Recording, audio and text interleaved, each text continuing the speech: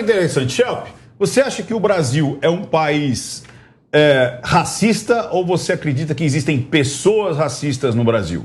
O Brasil é um país que tem pessoas racistas. E olha que interessante, lá no Centro Universitário Unifam, lá na Bahia, uma aluna foi expulsa do curso de Direito, que publicou comentários de cunho racista sobre colegas no Twitter. Aí eu vou pegar um ponto bem específico, viu, Shelp? A estudante Beatriz Lobo postou: odeio Lula porque ele inventou o FIES e colocou um monte de desgraça na minha faculdade. Um seguidor comentou: um monte de pontinhos. E a aluna respondeu: é preto ou pobre? Olha que loucura isso. Primeiro, ela postando lá no Twitter. E eu tive, coincidentemente, essa semana um treinamento. Eu treinei uma grande empresa aqui no Brasil sobre compliance e justamente assédio moral e sexual. E uma das coisas é o seguinte: o funcionário ele tem todo o direito de falar sobre política, religião, orientação sexual, desde que não ligue à empresa. Eu acho que o pior problema aqui, independente do que ela fez, se foi racismo ou não, ela falou a minha faculdade. Por esse motivo a faculdade tinha o direito de expulsá-la. Ou não, você vê por outro lado? Eu acho que nesse caso não se trata nem de uma manifestação político-partidária. Apesar dela falar do Lula, acho que o problema ali foi ela se referir às pessoas que usaram o FIES, né? E ela fala de preto ou pobre. Nas duas situações, pelo menos a interpretação que eu faço, posso estar enganado, nas duas situações com preconceito. É discriminatório a maneira como ela se refere aos pretos e pobres, né? E especificamente aos pretos se configura racismo, pode ser configurado injúria racial. Tá, mas pensando no sentido até jurídico, eu vou perguntar para o Léo, porque o Léo ele é acadêmico e também está estudando para direito, né? Sim, não é isso? Sou graduando em direito. Olha aí que legal.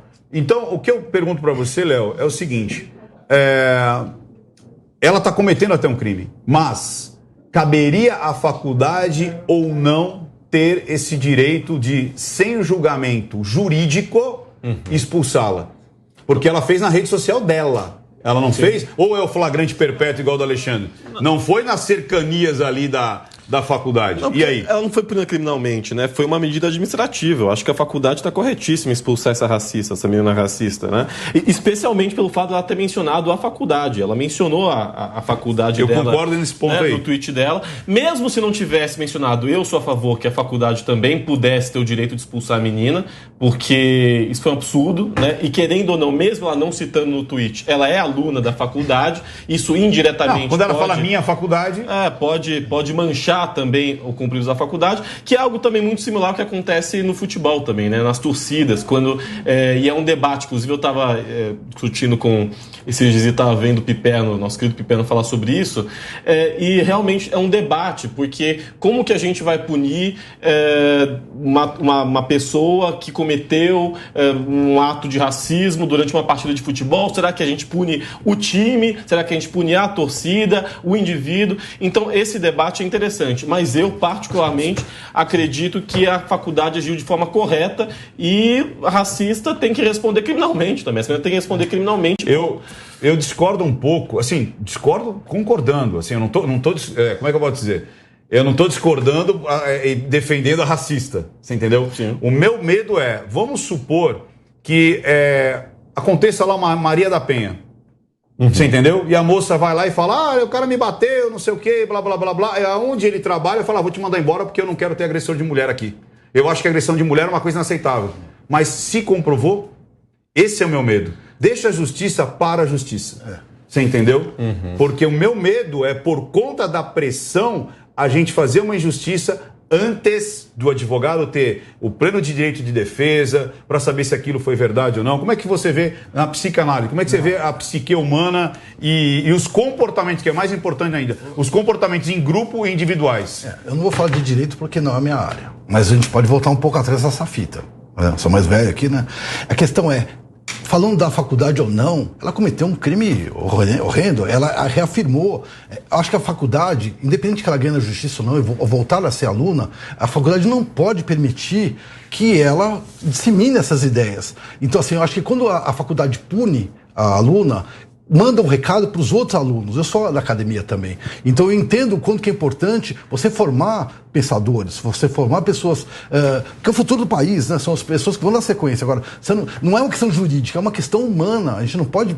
Grandes guerras, grandes coisas acontecendo por causa de racismo. Então o Brasil é um país racista, sim. A gente tem que trabalhar todos os dias para que isso não aconteça. Lembrando também que ela estava na Bahia. A Bahia foi o governo onde o Império ficou lá, como ficou no Rio de Janeiro. Então, deixou muitos escravos, há um compromisso social muito grande, há um retardo muito grande no desenvolvimento do Estado por causa disso. Então, assim, tem que ter nós temos que, de certa forma, não vamos dizer complacência, mas tem que recuperar de uma forma ou de outra todas as coisas que nós fizemos no passado. E dentro do compliance está justamente isso, né? Porque é para você estimular que os seus colaboradores tenham um pensamento justamente que não aceite, não só o racismo, a ideologia, a discriminação e tudo mais, e a pessoa ter a liberdade, para ela ter a liberdade inclusive política.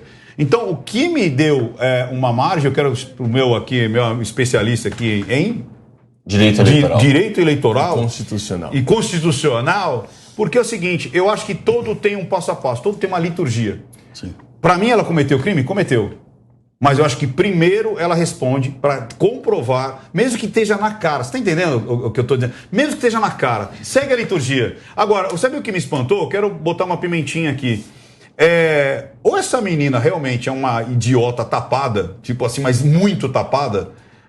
Sabe quando parece que é uma pimentinha? Tipo assim, odeio o Lula, odeio o Fies, sabe? Parece que é eu não sei, que loucura é essa? Será que as pessoas, quando elas odeiam, elas têm que odiar o pacote inteiro? É como se, por exemplo, o Lula não tivesse feito nada de bom, o Bolsonaro é um genocida desgraçado. Será que as pessoas não conseguem ver os erros e os acertos? Sabe, como é que você vê esse momento político? As pessoas, elas querem trucidar porque pensa diferente de mim? Eu acho que nós temos dois pontos aqui. O primeiro é as pessoas saírem falando sem pensar, porque entendem que para manter uma lógica, uma coerência com o que elas acreditam, defendem, elas têm que até se exaltar e passar dos limites do que elas deveriam para deixar aquilo como algo afirmativo. Mas também acho preocupante a gente sair aplicando expulsões sumárias como essa. E não é que não tenha base em algo fático. A gente viu aqui o post, ele existe, mas aí eu venho como advogado aqui. Aqueles que defendem o Lula e que não cometeu crime algum vão dizer que ele merecia um processo justo, que corresse no tempo necessário, por um juiz imparcial. E por que se fala isso? Porque todo cidadão, inclusive essa pessoa que pode ter cometido eventualmente um crime, digo pode porque a justiça não reconheceu como tal, tem que ser punida por isso. Agora, quando você faz isso, existe procedimento. Era possível que se fizesse uma suspensão sumária e se criasse uma comissão administrativa para analisar o caso, trazendo um resultado final, como se faz, por exemplo, numa administração pública, numa sindicância. E ela ter direito de se defender. Porque ela tem que se defender. Ela tem que ter o direito. Mas pode estar errado, mas eu tenho que ter o direito de me defender. Porque senão a gente chega num ponto... Mas ela errou. Mas eu tenho que ter o direito de me defender mesmo. Mas é aquela velha história. Até um estuprador tem o direito de se defender. Porque senão, sabe o que acontece? Se a gente pega a opinião pública, acabou o direito. Não, mas o reitor é a autoridade máxima na universidade. Na justiça ela vai responder criminalmente. Ela vai responder, e ela pode, inclusive, de repente dizer, ou sei lá, buscar que ela recorrer em cima disso. E voltar até. Sim, o que acontece é o seguinte, a gente tem que tomar muito cuidado que a pretexto de se punir ilícitos, e aí me parece claro que a atitude dela é reprovável e deve ser punida, mas que a gente faça isso sem o procedimento adequado. E aí nós temos um problema muito claro, muito que sério. Abrir precedentes como o STF tem feito. É isso. Vou prender empresário com base em notícia de jornal. Hoje é bonito defender isso para quem não gosta desses empresários. Caras, Só que quando é o lado inverso, aí vão dizer, mas porque não teve o direito de defesa, não teve isso, direito não teve de prova, defesa. não teve aquilo. Então a gente tem que aprender que todo e qualquer precedente que se defende hoje, nós podemos ser vítimas dele amanhã. Se eu saio da bancada aqui amanhã, tem uma colega que está ali do outro lado, a gente está numa distância que nem poderia ter se encostado, e ela fala que eu passei o pé na perna dela aqui, então a emissora vai se ver obrigada a não me chamar mais para o programa porque ela acusou disso, sem qualquer procedimento. Então é um cuidado que a gente tem que tomar e, enfim, tem que ter procedimento para as coisas, desde que seja para, ao final, se penalizar quem não tem que se penalizar, mas com procedimento e com cuidado para isso. Shelp, deixa eu perguntar uma coisa para você. Vendo isso e vendo outras coisas que têm acontecido, porque hoje as pessoas não são mais criminosas. Elas são petistas, bolsonaristas, elas são gays, elas são héteros. Ah, foi um negro. Ah, foi um branco. Olha, não, foi uma mulher, ou foi um homem. Você não acha que esse estado parece que é um estado assim de exceção, né, da vida?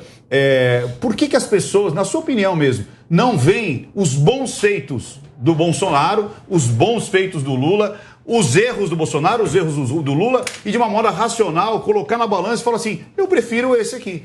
Esse é o pacotão e esse é o pacotão. O que eu quero desses dois pacotões? Coincidentemente, eu estudei isso recentemente. Existe até um estudo de um pesquisador da Universidade da Pensilvânia, nos Estados Unidos, chamado James Piazza, que ele estuda justamente os tipos de polarização que existem. E ele fala em dois tipos de polarização. A polarização ideológica, que é aquela positiva, existem em democracias avançadas, que é a polarização de ideias, que é o debate de posições diferentes, esquerda, direita, políticas públicas boas, políticas públicas ruins e assim por diante. Existe a polarização afetiva, é chamada dessa forma porque a pessoa tem uma adesão afetiva a um líder ou a um grupo político, que é uma polarização que leva à demonização do adversário, leva a uma posição em que você se considera moralmente superior ao adversário. E isso faz com que exista, inclusive, um ambiente que ele pode levar à violência política, como a gente tem visto. Agora, recentemente, teve até alguém deu tiros numa bandeira do PT que estava pendurada na sacada de alguém. Quer dizer, coisas que aparentemente são pequenas, mas demonstram um ambiente de um tipo de polarização, que é essa polarização afetiva, que a pessoa não consegue ver nada de bom no adversário.